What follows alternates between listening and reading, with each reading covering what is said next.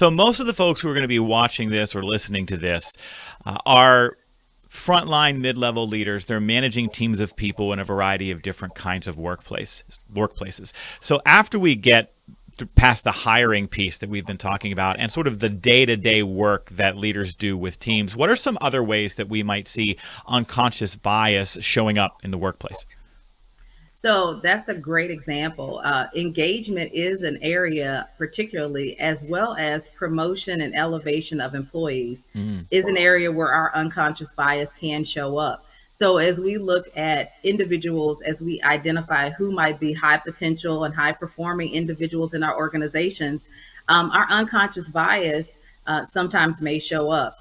One example I would give is the like me syndrome, which is not necessarily a negative unconscious bias. So that's an important point as well. Our implicit or unconscious biases can actually be positive. So if we have employees that are extroverts that perform and think the same way that we think, we may consider them to be higher performers than other performers that are different than us, and should absolutely recognize and reflect that we're susceptible to unconscious bias in that area.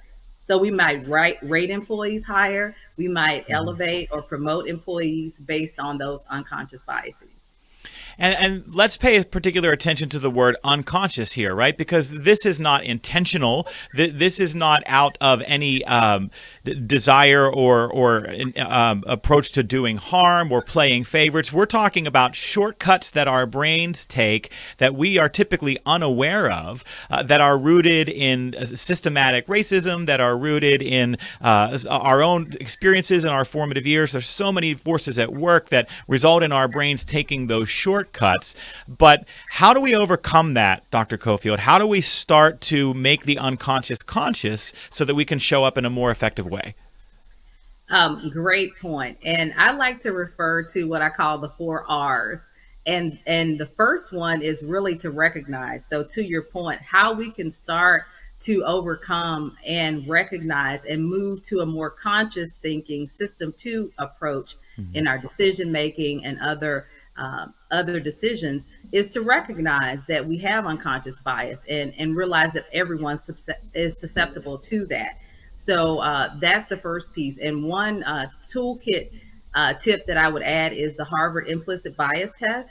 That is an excellent way for leaders to go, and you can go on the website for free and just Google Harvard implicit bias test and take a series of tests in all topics around areas that have been researched to show unconscious bias.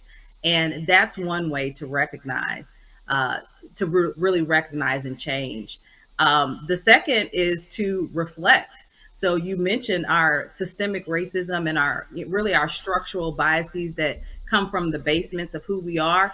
We should reflect and have some introspective time as leaders around maybe how some unconscious bias could affect our decision making.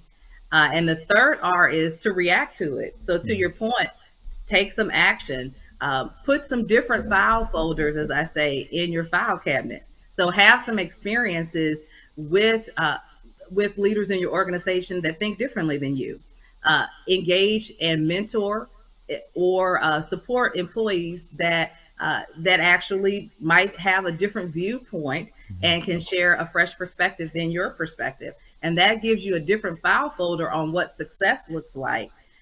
Maybe it's not like you. You can see how another thinker can operate in the organization. And then we just have to relate it to our work. So that fourth R is relating. How do we apply that back to what we do in our decision making? And so the symphony example you gave and the removing names from resumes, or actually one of the strategies that we've used at Carlow is to implement an advocacy process in which when we have a search, we have actually an individual that is trained on recognizing unconscious bias and prompts the committee to pivot and change and think differently when decisions are being made on biases.